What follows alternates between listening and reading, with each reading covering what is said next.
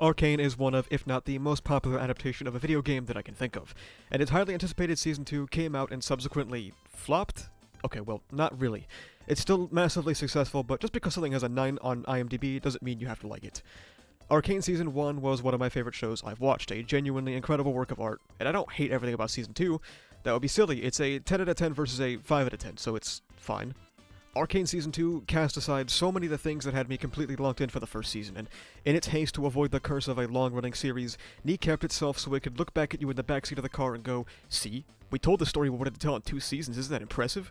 Completely disregarding how it collided head-on with 15 different vehicles on the opposite side of the road. This is really not the kind of video I wanted to make about Arcane. If you've been here since the start, you'll know I had stuff planned for Viktor back during Season 1, but I wasn't actually a YouTuber back then, so it kinda fell to time as I lived my life and worked my job. But as Season 2 approached, I rewatched the entire show and took an impossible amount of notes in preparation to be blown away by Season 2, and I mean, I guess I was blown away. Not in a good way, though. Disclaimer, since this video is outside of my usual anime niche and might see some new people, I'm a person big on subjectivity, and nothing I state in this video is objective. It's just my own point of view. If you have any disagreements, that is completely fine, as long as you aren't psychotic about it. I want to touch on 2 things I think are fundamental to Arcane, the primary focal points of the series. The class conflict between Piltover and Zaun as the first, and trauma, and how it shapes your life, or how you might utilize it to achieve things as the second. Of course, these 2 things are fundamental to one another. They have a symbiotic relationship in Arcane. The class divide conflicts ends up traumatizing people, and they funnel that trauma into, more often than not, suboptimal ways, which furthers the class divide and causes more trauma. We'll talk about the class divide first, as it's the backbone of Arcane, at least in my eyes. The Piltover and Zaun conflict represents the macro elements of Arcane's narrative. Piltover is a city that was founded to escape the warmongering of mages, and they developed a city that didn't necessarily enjoy magic for obvious reasons, and instead decided to prioritize technological innovation. They would form the Council, a method of governance that invited the most wealthy and powerful to sit on it and make decisions for the city. The flaw is immediately clear. When you have the most wealthy and powerful in charge, you become out of touch with what the common people desire. There's a small word that you might know of that relates to this: oligarchy. You might even be familiar with it in the real world, as President Elon Musk dog-walks Donald Trump, tweeting to strike down government funding bills right before the holiday season, and as the US swears in its richest cabinet in history, and as the police move to break down the Amazon strikes for Bezos. Like, imagine if someone who owned a private company was placed in the Piltover Council so that they could have the potential to make political decisions that could benefit their company, a clear conflict of interest. Oh wait, that's Jayce. This isn't a criticism of Jayce's character, it's a fundamental flaw of the type of governance Piltover has, and it is what leads to a place like Zaun or the Underground, which was largely abandoned by Piltover and the Council. They're struggling with organized crime running rampant, toxic air being pumped from Piltover, and regular enforcer crackdowns and treat them as less than human. Because they've been abandoned, Zaun was put into a place where it couldn't just wait for the Mercy Overwatch gift to deploy. They had to move to protect their own lives, and this led to Zaun forming its own culture and hierarchy completely separate from its neighbor, which causes the divide to get even bigger, as the unique hierarchies of Zaun clash with the Council, and the unique culture causes the citizens of Piltover to dehumanize them more and more. It is a very, very clear allegory to class divide. The lower class struggles to get by while the upper class lives lavish lifestyles and tramples upon or even forgets about Zaun. I mean, it's in the names they use, the Underground and Topside.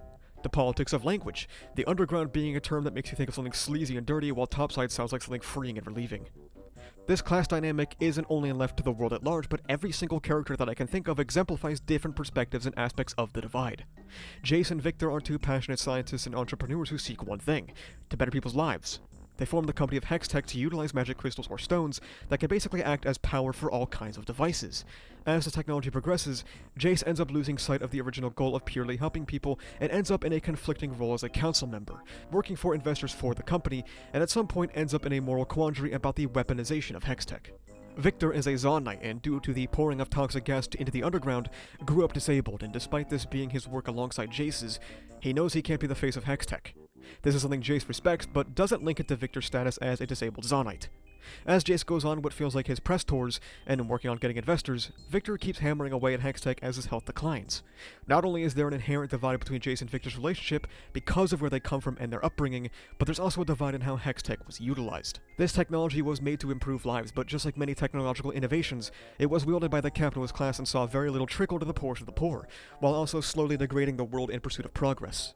Piltover thrives, and forms global trade routes using hex gates, but every time we cut to the Underground, absolutely nothing nothing about their lives has changed outside of the death of Vander, which left the power vacuum for Silco to take over. In fact, Vi even remarks after getting out of jail that there are more people in the deepest parts of the underground, the poorest location in the city. I'm sure hex gates were great for capitalist trade and the success of Piltover, but the people who needed to benefit from this new power source the most were entirely left behind. Caitlyn and Vi also represent their own dichotomy of the class divide, and are one of the biggest examples of it in Season 1. They are two individuals plucked from totally opposite lives. Caitlyn is from a wealthy and powerful family, her mom serving on the Council of Piltover, and starts working as an enforcer with ambition to do greater things. Vi is from the underground, regularly showing ambition for greater things as a child, until she ends up in prison. And that's where these two meet, and their plotline is one of them trying to make their romantic relationship work despite the mountain of difference. The class divide and different lived experiences forms the conflict and turmoil of their love. Kate sympathizes with the difficulties of Zahn, but as acts of violence keep mounting up, the pressure is put onto her sympathy as well as her relationship with Vi, coming to a head when her mom is killed in an attack by Jinx. Vi sympathizes with the position Kate is placed in due to being sympathetic to Zahn and wanting to find a way out of the situation they're in, but her lived experiences end up putting up an invisible wall for her as she ultimately knows Kate is an enforcer, and she can't help but scoff at tone-deaf remarks like, "Don't you have parents?" Two people from different worlds come together to form the bridge between Piltover and Zahn, which is what I found to be the most interesting potential for Caitlyn and Vi. Echo and Heimerdinger don't have the strongest dynamic in Season 1, but they both represent interesting sides of a coin. Someone pursuing change and someone who has grown apathetic in the face of it. Echo forms the Firelights, standing in staunch opposition to Silco's reign of the Underground, forming a place for people who want to avoid the wrath of the Enforcers, as well as the Shimmer leaking into the streets. Heimerdinger has been alive for a long time, and due to that had lost sight of the kind of progress and change that people would bring to the table. It isn't until he's kicked from the council that he goes down to Zahn to see it for himself, and he connects with people. He sees the state that Piltover has left him in. It's seeing it for himself and seeing the kind of work Echo has been doing with the Firelights, a brilliant Zahnite that Heimerdinger would have initially written off after probably decades of being topside. And this leads to his own change and their teamwork going into Season 2, but that could be a topic for the second half of the video. You may have noticed I didn't touch on Jinx, because I think she is a unique case of her own in terms of the class representation of Arcane. Jinx is a product of a revolutionary environment, an environment given no resources, no help, and backed into criminality. I've talked about it multiple times on this channel, but French sociologist Emile Durkheim spoke of crime uniquely for his time. He pointed out how instead of just attacking the people who commit crime, you can use crime to find a need, to detect something that people are lacking that makes them act this way. Jinx is exactly the instance of this. She is the culmination of Piltover's treatment of Zahn. Her parents were killed by enforcers. The decaying institutions led to the struggle between Silco and Vander, which resulted in Vander's death and the separation of Jinx and Vi. Piltover's failures led to Silco's rise to power, which ended up in Jinx being isolated, left with no outside help, and turned into a tool for Silco to project his power. Silco and Jinx do have a genuine father-daughter relationship, but at the same time, he absolutely manipulated her and groomed her to be in the position she is in now. Both things can coexist, and that's how Season 1 excellently balanced and executed this class commentary for all these main characters. Whether you're from Piltover or from Zahn, the influences of that can be felt incredibly strongly, and the way it impacts these characters plays into the second core aspect of Arcane, and that's trauma. The trauma of these upbringings and these situations created by class struggle inform the micro-conflicts of these characters. So, if we turn back and look at our cast through the lens of impacts of trauma and how they utilized it, both applying to class struggle, what do you get? Well, Jayce used his near-death experience with his mom to fuel him to push for the greater good, to fuel that curiosity to try and reach out and help people, and how much it fueled his ambition, and in his never-ending push to make it a reality, he ended up losing sight of his original goal, and as the realities of the world reared its head. Viktor experienced discrimination for being both disabled and a Zahnite. He had to work 2 times as hard to get to where he is, and that manifested as him shrinking away from the spotlight, a fear of what people would say if they saw him involved in Hextech.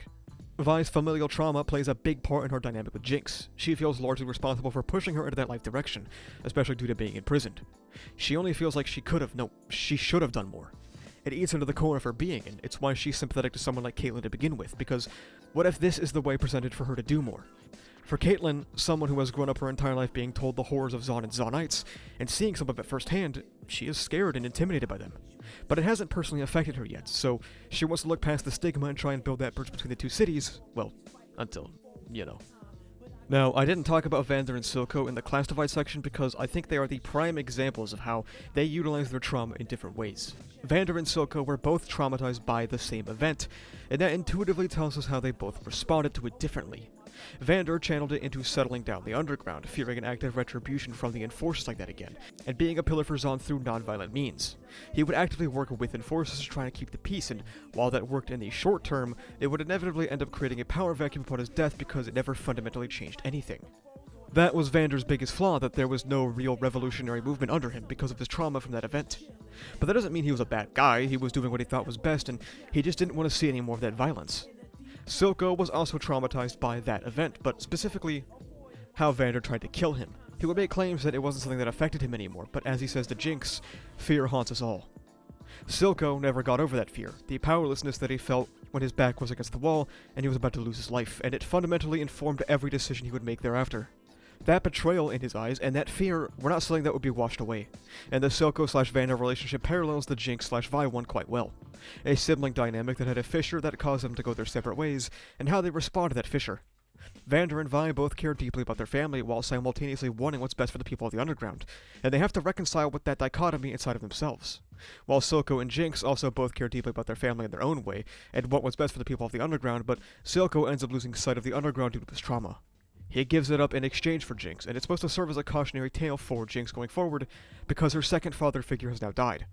Silco was constantly succumbing to that endless plight and never found a way through, which ends up leading to his demise. This is a wake-up call. Jinx has to figure out what she is going to do going forward, but of course, as we touched on earlier, she's hardly in a position to do so, and is not given the resources to do so. Jinx has to figure out how to walk a path that even Silco couldn't. Arcane isn't about simply getting better and forgetting about your trauma, it's about how you let it influence your life, your actions, and your ideology. The trauma of these characters is caused by the class disparity of Piltover and Zon, which furthers the class divide, which leads to more trauma for our characters. And this is the clear cycle of violence depicted in Arcane, as the ruling class refuses to sympathize with those below them, and it ends up with a bombastic attack as the Season 1 finale. Arcane Season 1 is a wonderful blend of class dynamics and how those dynamics influence the lives of all these characters, and it made for one of my favorite shows of all time. If it dropped a little bit later in my life, I probably would have had a ton of Arcane content, but things didn't work out like that, unfortunately. And Season 2 sets us up to really deep dive into these characters even more, because the table has been completely flipped, and shit has legitimately hit the fan. Silco is dead, leaving a power vacuum in the Underground that nobody is really ready to fill, and that triggers one of the most direct attacks on Piltover from a Zona in history, at least as far as I know. When Season 1 wraps up, Jayce has completely lost sight of what brought him to where he is. Viktor has slowly been repairing himself with Hex Tech, desperately trying to keep himself alive as his body fails him and then he gets exploded. Kate has to deal with the fact that a Zonite attack finally lands on her doorstep, and Vi has to reconcile with the heinous act her sister just committed while trying to bridge the unbridgeable. Every main character receives a tremendous shake-up to their personal status quo, and as we discussed throughout the entire video so far, this will fuel trauma, which will further fuel the class divide. And this is the final season of Arcane, so something has to budge, but what will it be? The question arises, however, does it stay true to this formula it established in Season 1? Well, no, not really. Of course, I'm not stupid enough to say it's 100% gone, and it would also be foolish to say that changing the formula is an inherently bad thing, because what if the new formula is better? To understand what happened in Season 2, we're gonna have to get meta, specifically COVID.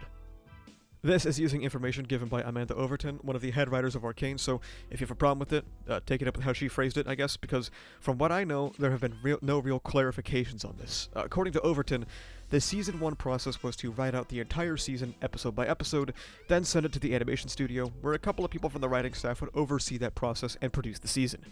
COVID more or less derailed this process entirely, as it did for a lot of productions around the world for obvious reasons. She claims that the writing team shrank to 3 primary people: Amanda Overton, Christian Link, and Alex Yee. Of course, there were other writers due to the nature of TV script writing, but by Amanda's own admission, the team had downsized. The 3 primary people were likely in charge of creating the general skeleton of the season, before being passed to the not-so-primary writers, which we can find credited on episode credits. Some people claim that these 3 people were the only 3, but I'm pretty sure that is not accurate. It was just a downsizing in general. Now, when you have an absurdly successful series in your hands, I would hesitate to shrink down the people who made that dream a reality, but I also wasn't there. I don't know what decisions were made to compensate for the pandemic. It would be egotistical of me to think that I do know. All I can say is that letting people go, responsible for creating the most well-received video game adaptation in history, is probably not the wisest move. With this decrease in the writing staff also came a difference in approach to the season. I don't know if this happened because there were less cooks in the kitchen, but I can confirm it happened. Christian Link, one of the primary writers mentioned earlier, spoke in an interview with Inverse about how Season 2 became more about concepts, whereas Season 1 was more about human problems. This is a massive shift in what made Season 1 so interesting, the humanity that was inherent to the class struggle and related trauma, but as mentioned prior, changing things isn't always a bad thing. Additionally, Link would also draw inspiration from the United States political divide for Season 2, citing that they were inspired by two sides of a country that can't even talk to each other anymore. Now, personally, when viewing Zaun and Piltover, I would never once think of it through the lens of two sides that can't agree. I would think of it as a cop that has a boot on the neck of the downtrodden, and I think this framing is inherently really weird. It implies that they're on equal footing like Democrats and Republicans, but they aren't. It's a complete misanalysis. It should be more like taking inspiration from wealthy corporations pearl-clutching about the claim denier, while also pulling out fire insurance right before the entirety of Los Angeles burns down. It's a surface-level and toothless reasoning for portraying a class divide, which is something I thought would happen before I even watched Season 2, funnily enough. This does not bode well for one of the pivotal aspects of Arcane's story. COVID derailed the writing team and probably affected production in more ways than we'll ever know, alongside the writers deciding to focus on concepts this go-around, drawing from a completely disconnected real-world conflict, and deciding to not focus on Vi, apparently, who is one of the most important characters in the story. Well, we can finally talk about Season 2. Every single big beat in the end, whether it's a death or not, is a consequence of their own actions. Let's keep this quote in the back of our minds as we go through the plot beats of Season 2, and let's start by taking a look at the same sets of characters we mentioned earlier, to see how class dynamics and trauma shaped them in Season 2, how the concepts changed worked, and how the consequences of their actions treat them. Jayce and Viktor are in quite an interesting state. Jayce's use of Hextech as a weapon and his overambition and loss of his goal led to quote-unquote Hextech's first kill. Viktor's pushing of boundaries and attempts to heal his body also led to quote-unquote Hextech's first kill, as he oversteps the scientific rule for personal gain, even if it's, an understandable one. These two events affect them both very differently. Jayce turns to self-loathing after Viktor's injury, and that self-loathing turns to doubling down on his creation being used as weaponry at the start of Season 2. The invention meant to help people is now being turned against those same people. While Caitlyn Yahoo ravages on, Jayce begins to have second thoughts and plans to resign from the council. When Heimer and Echo show up to ask about the issues with the tree for the firelights, which will never be brought up again, by the way.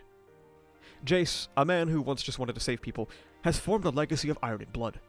Hextech is attacking those who are least fortunate, and now his very creation and its overuse is affecting people's very lives, as the tree slowly dies. And at this moment of angst and confusion, Jayce disappears, but before that, Viktor had wanted to destroy the Hex Core. It had reaped a life and lost its original purpose, until that very Hex Core is used to save his life. This leads to the falling out of Jayce and Viktor, as their paths had diverged a long while ago. Viktor takes his new enhanced body to the underground and sets out to do what he had always wanted to, using these abilities to cure the people of Zaun, becoming quite literally a messiah figure. But there is a nefarious twist to this, as he is capable of taking over the bodies of the people he heals, at least seemingly. While Viktor's doing all this, we see Jayce put into a situation where he must see the fruits of his labor, as the remains of Piltover sit in the background, and as he plunges into it, he falls into a crevice, most likely permanently injuring his leg, and giving some very, very clear narrative parallels to Viktor, with the cane and leg brace he ends up relying on. The now injured and disabled Jayce has to climb out from the literal underground to reach the heights of Piltover. It's a perspective he has to gain to be able to fully understand where Viktor is coming from, as it all circles back to Viktor having to crawl from the reputation of a Zaunite to be able to achieve things in Piltover. Viktor grew up as a young disabled man in a society that was stacked against him, which took his creation and ended up using it to harm others, and after he took his first life, he sincerely believed that humanity having a choice in things was a roundabout way of harming people. He ended up rejecting free will because he saw with his own eyes how the creation of Hextech would be twisted by those in power to continue to harm people. Even he ended up hurting someone after all. If people did not have the choice to do bad, then these things would end up doing good exclusively. Not only that, but it all plays extremely well into his character due to his disability. He thought of himself as someone that needed to be cured, that it was an imperfection in his sense of self, and his method of curing people would end up removing their sense of self, ironically enough. Jayce's counter-argument towards this quandary is that imperfection is the seed of humanity. While people may do wrong and will continue to do wrong, it's that imperfection that makes you, you. He points out Viktor's disability and tells him he was never broken. It is and always will be a part of who Viktor is. This is the perspective Jayce needed that he got from the alternate universe.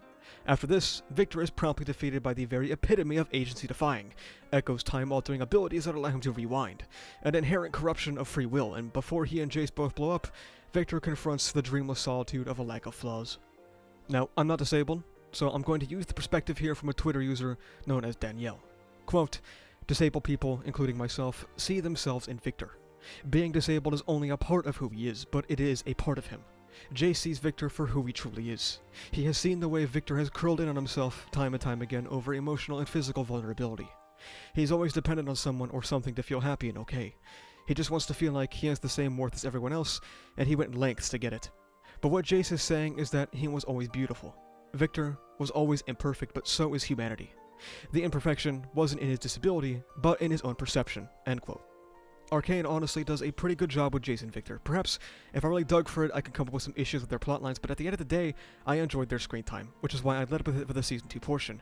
While it doesn't go as hard on the class dynamics as it once did, it still emphasizes that Jayce needed that perspective of crawling out of Zaun, and how Viktor's self-deprecation continually grew due to the decades of discrimination and abuse for Piltover.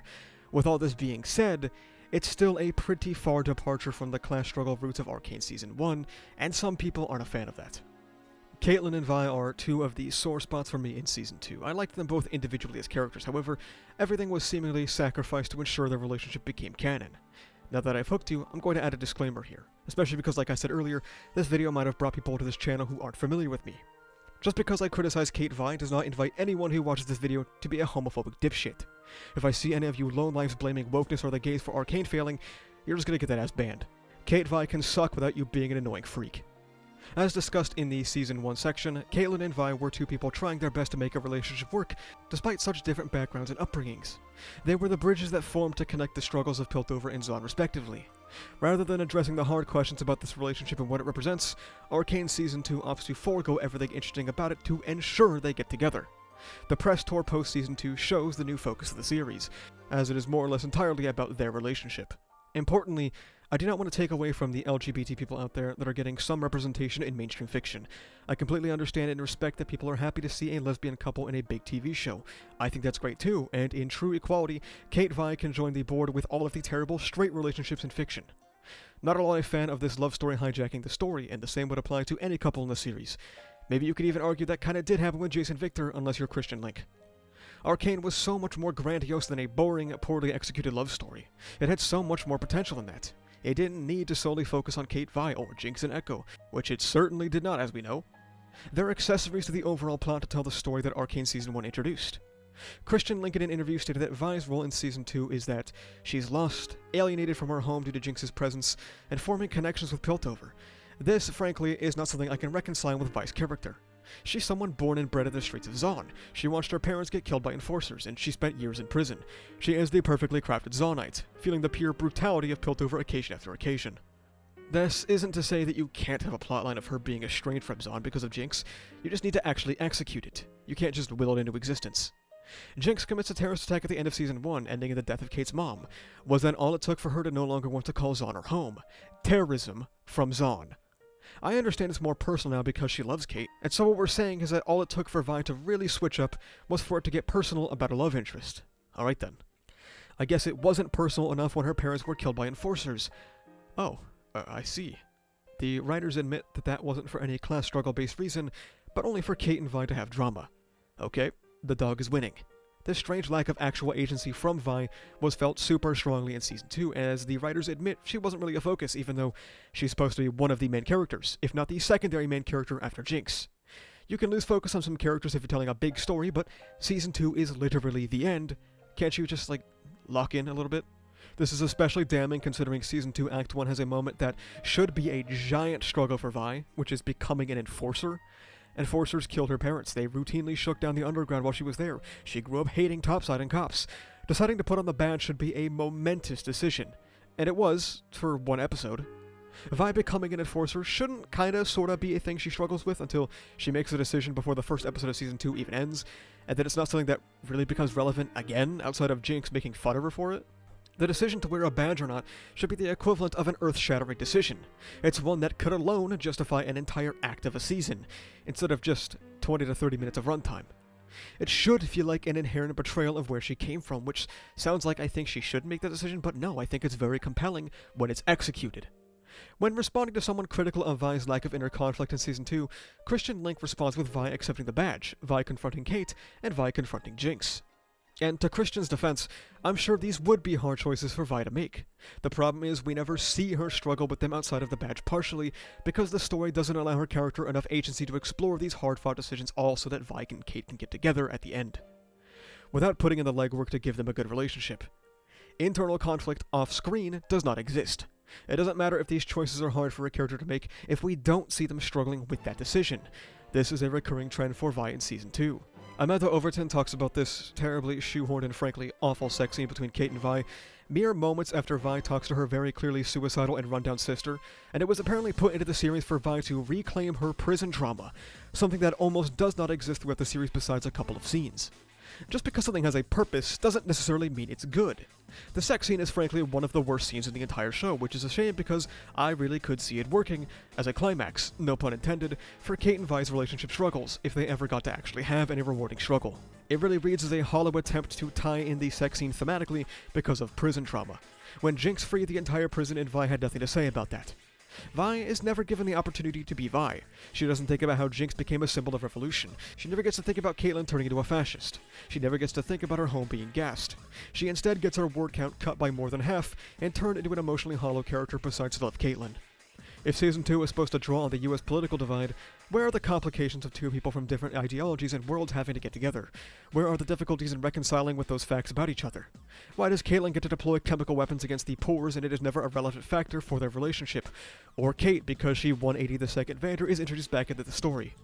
Missing this hard is especially hilarious considering this series dropped right before US Thanksgiving, a time for prime political division, awkward dinner conversations, and finding out how much different values really impact things. I really do not like Season 2 Vi, but Caitlyn is a particularly egregious character, which is a shame, because the setup of her being disgruntled and slowly turning towards fascism is a super interesting premise for a character like her. Let's not get this twisted. Caitlyn commits acts that would be considered war crimes in the real world, just like US cops. She unleashes the same gas on the underground that led to Viktor's disability. She instituted martial law. Her reign over Zahn led to excessive police violence. This is not a problem in itself. Arcane was a series that continually shined a light on the acts of brutality from the ruling class. Caitlyn fell down that rabbit hole, and it could have been a fascinating look into a character that tried to be sympathetic, and it could have been great for her dynamic with Vi. However, the writers clearly didn't know how to make this redeemable, and seemingly abandoned the idea altogether. The second Vander returns as Warwick, she suddenly turns heel, stops being a fascist, and works with Vi like nothing happened, because the ship must be canon. I'm not sure if this is one-to-one related, but from the Arcane leaks in 2024, after the underground is gassed by Caitlyn, there's a small cut where the people who sought refuge with Echo are no longer coughing in pain like in the original leaked footage.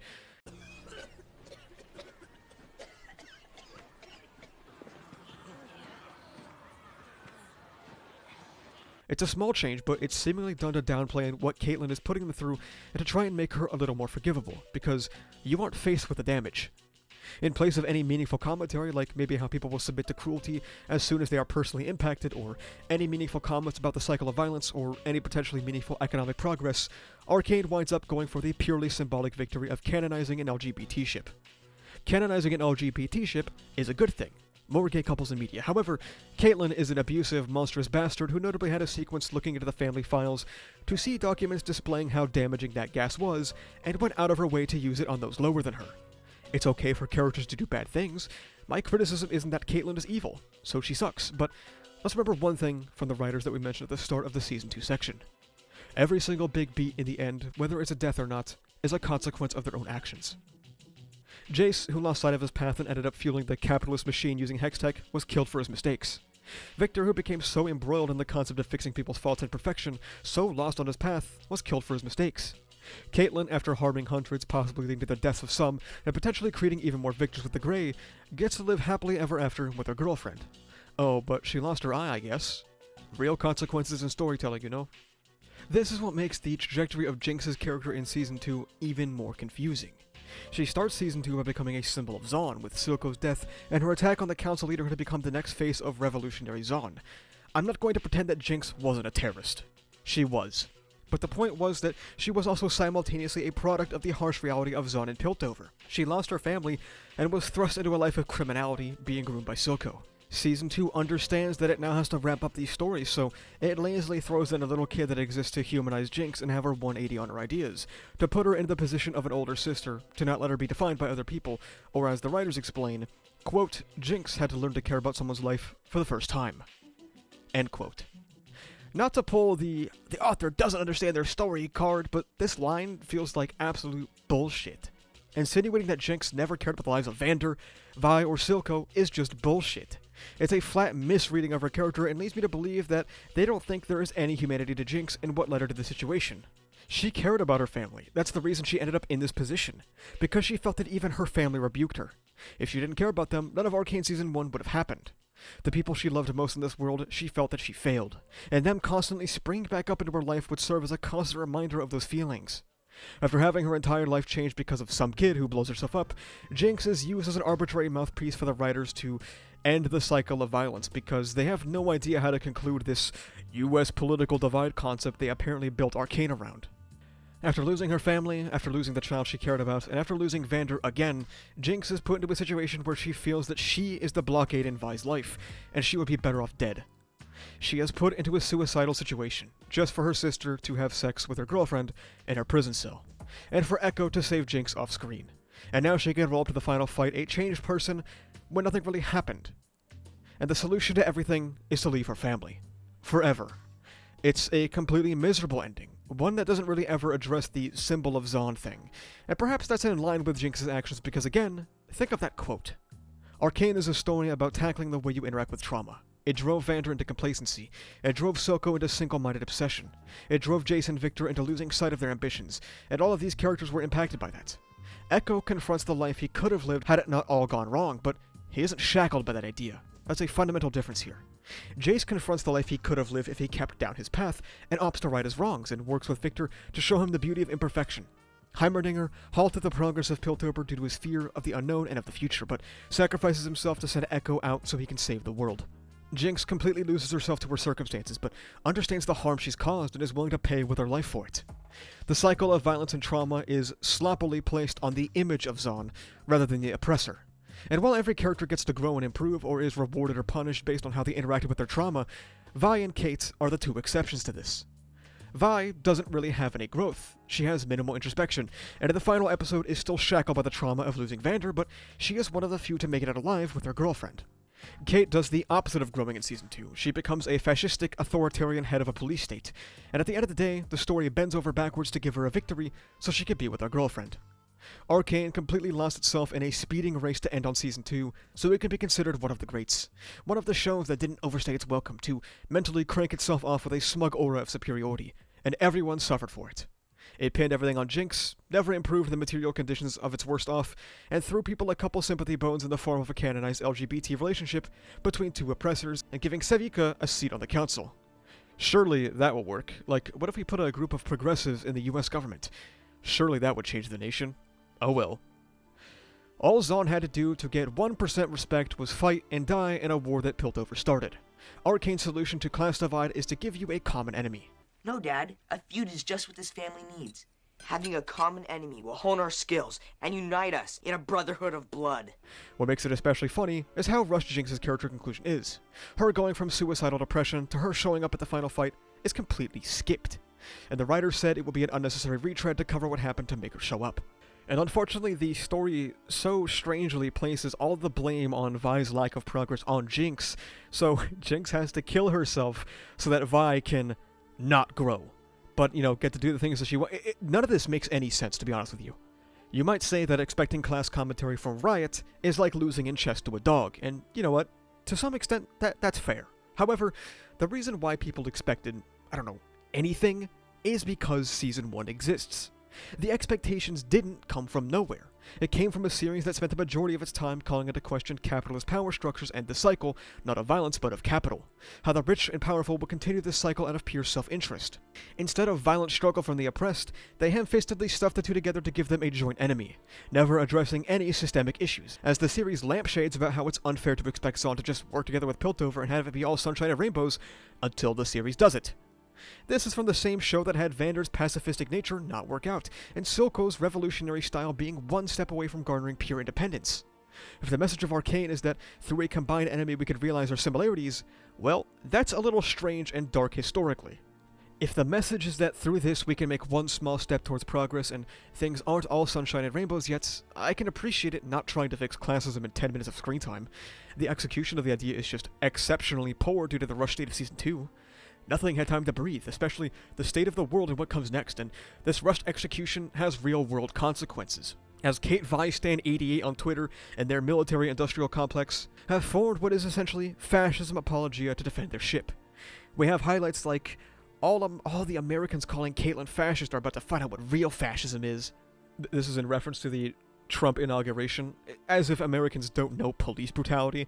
Maybe I'm just old, but we definitely already know what that is, and we've already went through an insurrection. Maybe that's why people can draw from lived experiences and tell you what Kate did was terrible and improperly addressed.